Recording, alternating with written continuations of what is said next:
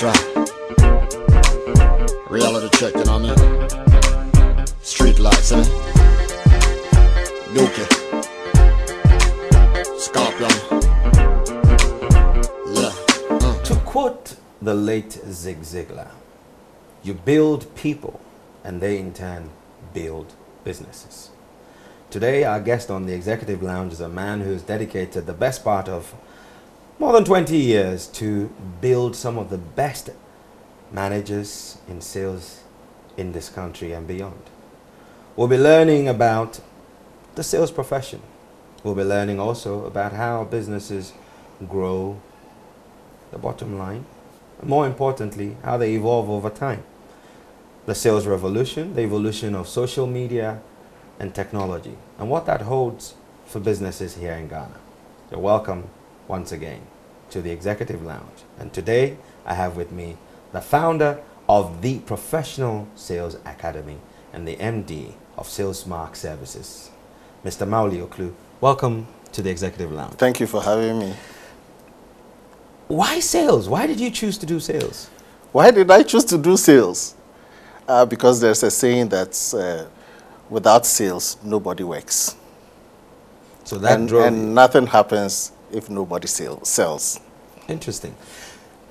You went through school, secondary school, university, just like everyone. Tell us a little bit about, who you are, where you've been. Well, I mean, in school, my vision was to be a doctor. And at a point on my notebook, I had this inscription, medical or suicide. I'm sure every student might have dreamt of that. But then I'll say that I had so many career ideas, okay? Wanted to be an interpreter at a point.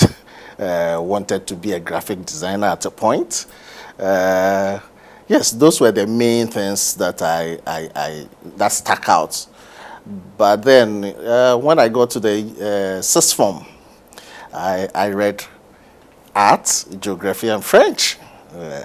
French was actually imposed on me because my mom was a French teacher, right? But then I had to make a decision when I decided to go to uni, and I decided to go and do French and Spanish in Legon. The whole idea were two-pronged. One, the possibility of becoming a translator. I was motivated by an uncle who used to work with ECOWAS and was making good money. The second was to look at the opportunity of using languages in business. Okay. So basically, that's what I ended up in the uni, Legon. After that, my career ideas changed as a result of an interaction with my neighbors who were in School of Administration. And suddenly, I got the edge of, well, what's this thing about marketing? They started talking about marketing, etc. So I decided right from Legon to start a professional course, Chartered Institute of Marketing course, to get me into the marketing and sales environment, long ahead of time before I graduated from Legon. Wow. So that's how I started. So you, through serendipity, decided that you were going to delve into these, but it still kind of falls in line with an earlier desire to be able to use language in business. Yes, actually, my first break in the job market was because I got a job which actually required somebody with a French background. A company that came to set up an FMCG company in Ghana wanted to expand, use Ghana as a hub to expand to the other parts of other countries in West Africa. And French was seen as an essential requirement for somebody who could lead that agenda. So that's how come, apart from my French background, as at that point I had already finished, I think, the halfway through my Chartered Institute of Marketing course. So I was well positioned for that particular job. Yeah. Talk about being prepared for stuff ahead of time. Yes. I mean, so sales for you has been not just a profession, but a bit of a calling as well. You've spent time training quite a lot of people. A tall list of high-flying executives today yes. learned sales at your feet more Yes. than 20 years ago. Yes, yes. Where did that desire come from? And did you always want to do that? Well, initially, the passion was for marketing, right? And because marketing is perceived as cool, glamorous, you know, it was the in thing at that time. But as I continued studying the professional marketing, I noticed that sales was being de-emphasized, right? People didn't see it as being cool to be called a sales executive. Hence, you have titles like marketing executive, relationship managers. People just don't want to be called salespeople because for them, in their mind, as they say in our local parlance, are the tonful, you know. But then I had a rude awakening when I was the general manager, sales and marketing at Joy FM.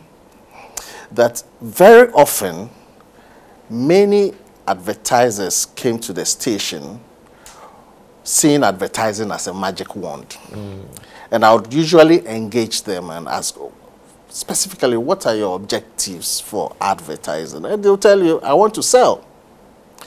And very often, it is not the solution. And it turned out that it wasn't the solution because at the end of the 13-week campaign, at the end of the sponsorship, collecting money from these customers was quite difficult.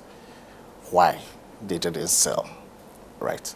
Now, so you go back and then check the reasons why they didn't sell. Simply because the product was not available at the point of sale. You know, and I love this saying so much. I can't remember who said that, but I read it at the early part of my marketing career. An advert that says, I heard you on the radio. I read about you in the newspaper. I saw it on the billboard. I saw it on TV. I got to the shop. I didn't see you. I saw your competitor. So I bought your competitor's product. That sums it up. So all the advertising still requires feet on the ground or the product, well, feet on the ground to get the product in front of whoever you want buying it. Yes, fantastic. I mean, advertising creates awareness. It builds credibility for the brand. It positions the brand in the minds of your audience. It builds the image that the brand wants to communicate. Having said that, you need foot soldiers to go there and make sure that the product is available at the right places for those people you've been communicating to. So, I mean, you can do all the glazzy advertising campaign. You can have your strategic marketing plan and say this is how we want to position our brand, etc. But if you do not have people at the point of sale, you do not have people engaging businesses, engaging consumers, then, I mean, what you're just doing is fetching water in a basket. That's my view. Okay, very interesting point too. But I think that if we were zeroing on one sector, being the financial services sector, with the arrival of the Nigerian banks, we discovered, you know, aggressive sales and marketing where relationship managers were coming to you to open your account and things like that. It lends a lot of credence to what you just said. Do you think that every sector lends itself to the model of sales? Well, as long as you are selling something, even if you are an NGO, you need to sell. You need to sell ideas. You need to raise funds. Why should somebody give you funding of $1 million?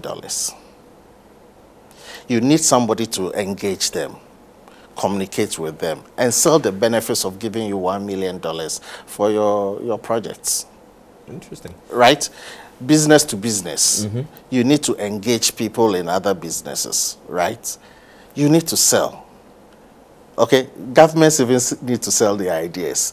So you talked about the evolution of the Nigerians. I need to indicate that, you know, the economy or the marketplace has evolved. I mean, in those days where you had a monopolistic environment, where nobody, I mean, you needed to queue for everything. But then suddenly, you have a situation where there's competition. Now, the advertising and marketing alone will not cut it. you need something to gain a competitive advantage.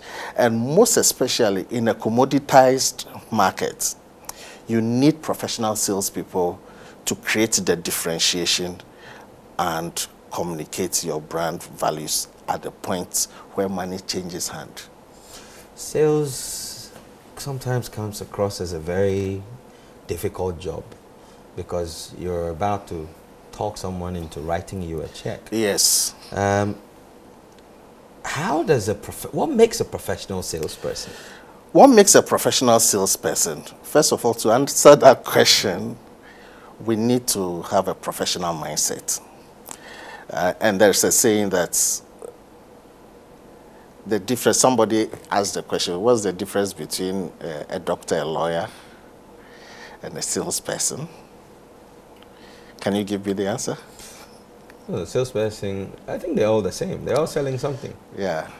The first three are certified. The salespeople are not certified. So you get it. But then, it's a challenging job. But the positive thing about selling is that it is a knowledge job. Without knowledge, you cannot sell. You need certain skills to be able to sell. It involves psychology, right? It involves your ability to crunch numbers and be analytical because you need to demonstrate return on investments. You need to demonstrate value. You need to understand the needs of people. You need to be able to communicate. It involves building relationship. So it's a complex mix of skills, interpersonal skills that you require to be able to get somebody to sign you a check. And all of this is housed in one person. It's housed in one person. But then what makes a professional salesperson, it starts with first having the right mindset. Okay, I always say that when we talk about sales, 80% is in the mind, 20% is skill, right? And I always liken the sales profession to any professional or elite athlete, right? How so? We have goals to achieve. Our goals are to deliver revenue to the company. Without that, no company will survive, you know. And day in and day out, we meet competition, right? Day in and day out, we have to deal with complex organizations with different policies. Day in and day out, we have to interact with different types of buyers. Day in and day out, we come against fierce competition, right? So it's a complex mix, you know. However, people think that selling is about, as in inverted commas, conning somebody to give you that, to pay for a product or service. It's far from it. Selling, from the explanation you've given, is the cornerstone of every business's success. We have a country where we have majority of the businesses fall in the space we call the small to medium enterprise space. Yes. It's a business that I may have started with my friend or myself on a small tabletop or a laptop at home. Yes. Then I get me one employee. At what point do I need that sales role taken care of? Well, that's a very good question. And when it comes to SMEs, it's quite tricky. But my advice is that the first person who has to learn how to sell is the business owner. And usually, business owners believe and think wrongly that they need to get somebody to sell for them. But then the business owner, especially small, medium enterprise, you actually need to sell because you cannot afford the cost of recruiting salespeople. Build a sales-oriented infrastructure, starting with you. And based on what you have learned and based on what you've been able to do, you can scale up, right? There's an alternative, and that's what some of us we do. I tell people, I help businesses sell better and sell more, right? You need the infrastructure and you need to be able to set it up so that thinking that, well, the guy has a marketing qualification and therefore can solve your problems. No, far from it. Fact is that very little sales is actually included in the curriculum of many of the people who leave business school. So that tells you why the bias is towards marketing. So for SMEs, they need to create a sales system that works for them. Without them, well, you can generate some sales, but you cannot generate what we call predictable, repeatable sales. Because you want to wake up every day and say, look, if I did A, B, C, this is what the revenues will generate. But usually it's not the case. It's not the case. This month you hit target, next month you miss the target. The following month, it doesn't go well, and we'll blame it on the economy, we'll blame it on politics. Election season. Election season, we'll blame it on any other thing. But a systematic sales infrastructure will actually help you even to diagnose where the problem is. So it's not just going to market to try and sell the product. But no, it's not just going to... But it also allows you to send feelers out and probes to know what the market is and how to overcome the challenge. I mean, it also starts by defining your segment. I mean, very often I find businesses talking to the wrong targets. Right? Because they haven't defined who they want to sell to, the ideal customer profile. They don't have an ideal customer profile of who they want to reach. But is that necessary? If I'm selling something, there's somebody out there who will buy it. So shouldn't I just go out and knock on as many doors? Let me ask you a question. Has the Jaguar salesperson come to knock on your door? No. Okay. So that answers not even the other brands. Yes. So okay. What it means is that, I mean, you don't want to go and get a continental meal and then walk into a Chinese restaurant. True. So there's the need for positioning. There's a need for a clear articulation of who your ideal customer profile is, because then that guides your sales process. And then even your ideal customer profile, how do they buy? So I'll give you an example. As we speak, we are in November. In 2017, you're going to have some radio salespeople, or as it were, TV salespeople scrambling around looking for budgets, trying to sell their products or services. But a decision has been taken. It's been taken now. So you need to even understand how your people buy. They plan ahead. September, October, November is planning period. That's where they want to engage. That's where you have to be in there. But if you do not understand your ideal customer profile, you do not understand their buying processes and when they decide, and you wait for another year, once you show up, they'll tell you, well, we are sorry, our budgets are committed. That's what I'm talking about. And an ideal customer profile is just one of the elements. There are a number of things. Let's look at your work as a trainer. Yeah. Are some people born salespeople, or everybody can learn at your feet and be a superstar? Well, are some people born natural salespeople? Well, there's a notion that people are born natural with their abilities to sell. However, if you do not hone those abilities, such people will not achieve anything. It's just like in football or any sports where talent is important. So I'll give you a typical example. You have Wayne Rooney of Manchester United, yeah. And then you have Ronaldo of Real Madrid. At the time when Rooney became a sensation, where was Ronaldo? Where was Messi? I mean, he was the future of soccer, right? He had the talent. But the question, there's a notion that he didn't work hard on the talent. As compared to a Ronaldo who appeared earlier than most, Exactly. left later. Yes, has some talent, but believe that working hard will improve his skill. And that's what I called, there's a notion of, how do you call it, the mindset issue, right? Whether you have a growth mindset or not.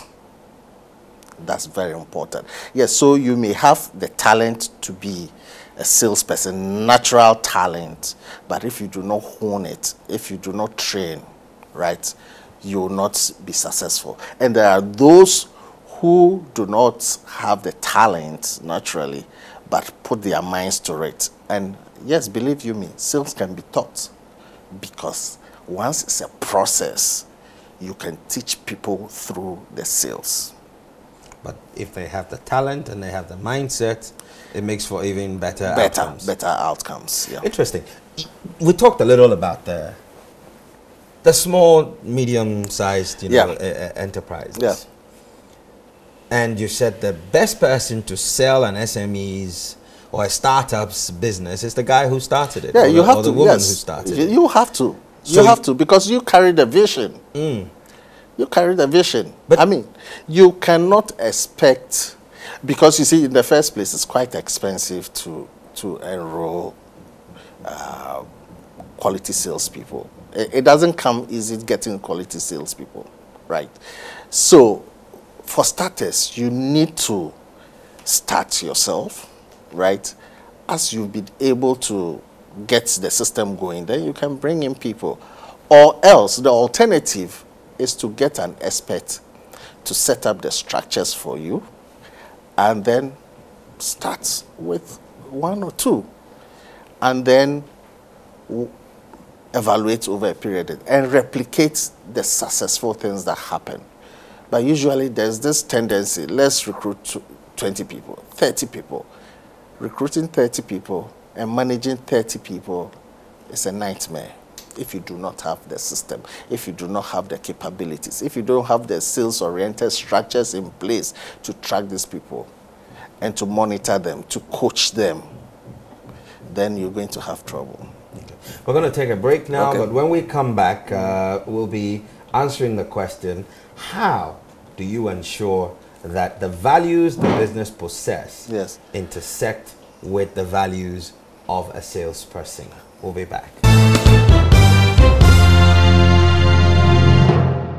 Welcome back to the Executive Lounge with me, Inshira Ado. We're learning the art of selling from the master sales trainer, Mawuli Occloo, founder of the Professional Sales Academy and MD of Sales Mark Services.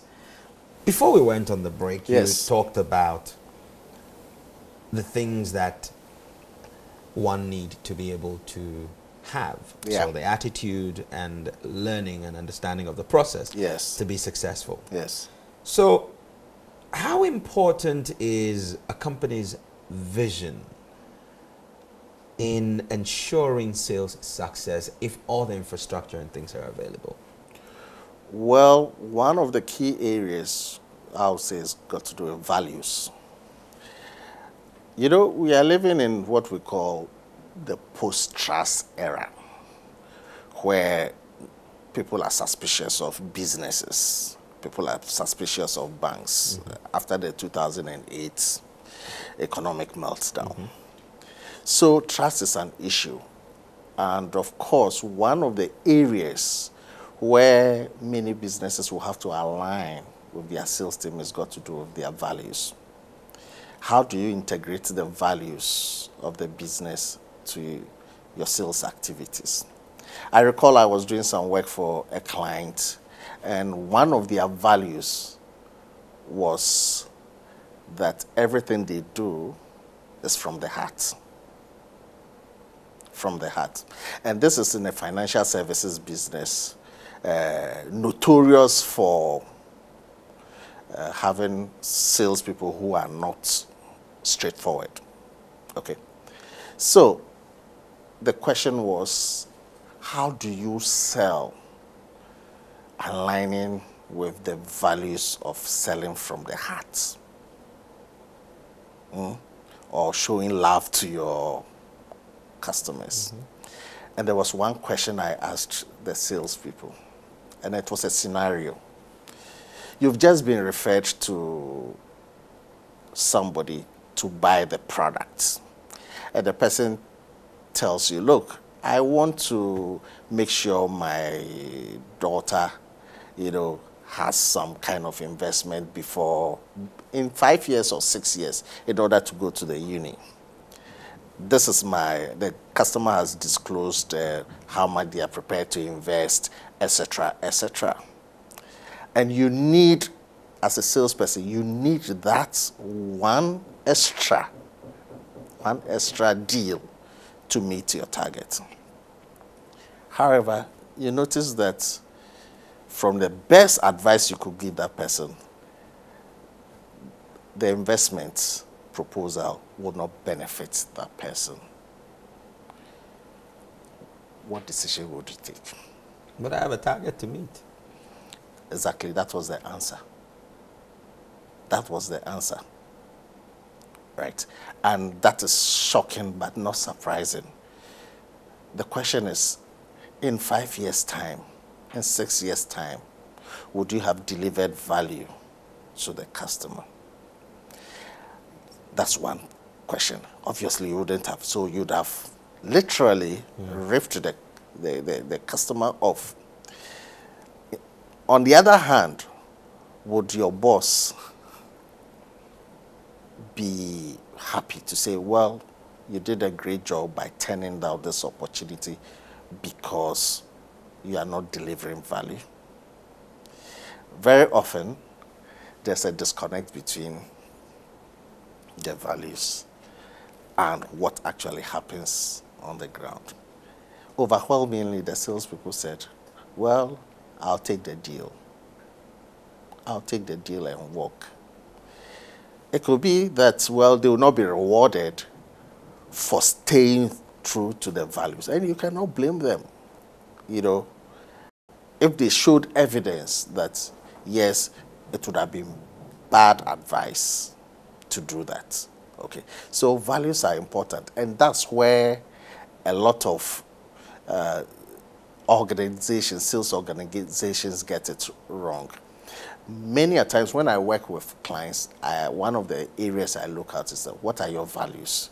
So that the training, whatever sales training or coaching that we go through, is infused with the values. Because you can't leave the values on the wall somewhere and expect them to live the values. So then we say, this is the way we sell. And it is based on A, B, C values. So if the deal is not good, don't do it. If the deal is good, do it.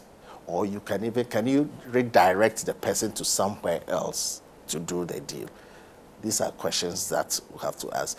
Are they staying true to their values? That's a big question. And I don't think that with the pressures of beating targets, right, a lot of businesses are winning business based on their values. But in your experience, I'm sure there are a few who have stayed true.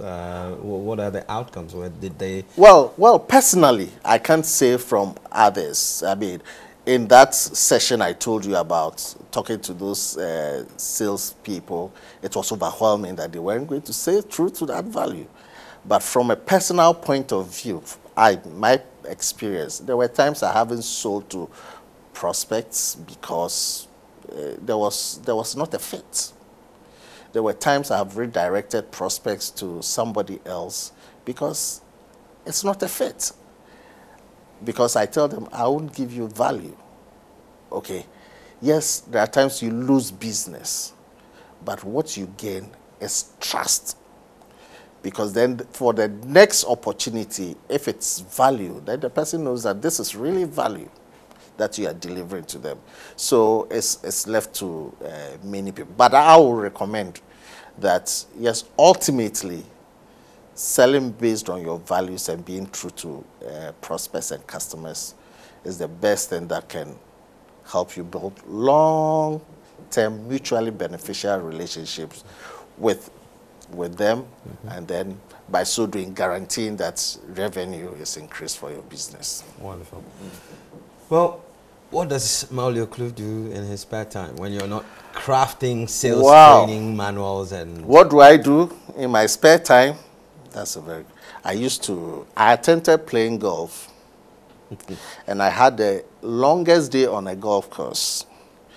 My kit has gone dusty, but I hope to go back to it. But currently, I'm always doing research. You know, I publish a blog, right? So I do write a lot these days. I do read a lot these days. I've read tons of books in the last 6 months that has reshaped the way I think about the profession, because my vision is to become more of a, how do you call it? You guys have a term you use for that. Is it? I've just forgotten. a guru? No, not or a veteran sales. No, not a veteran sales, but more of a thought leader. Okay. Right. So a thought leader on the profession of on selling. the profession of selling. So these days I spend a lot of time online, ordering books, reading books, writing, publishing on my blog, publishing on LinkedIn and stuff like that. That keeps me going. And then on Sunday, I go to church. I'm a deacon in my church, so I go serve the Lord. And apart from that, relax at home. That's how I spend my time. Wow, that's interesting. Yeah. Well, it's been great having you on the Executive Lounge. Thank you for having me. Sales is something that up until now wasn't something, you know, I'm sure some of our viewers and listeners might have thought that required so much dedication and skill. But thanks for shining the light on it. Thank you. Thank you for the opportunity. Fantastic. Yeah. This brings us to the end of another edition of the Executive Lounge, and we've all learned something fantastic today. Selling is the lifeblood of every business. If you stop selling, your business will die. More importantly, you have to do it properly. Sell and stay true to your values. Not just the business's value, but your own personal values. Till we come your way again, stay true to yourself. Shalom. I'm Inshira Ado.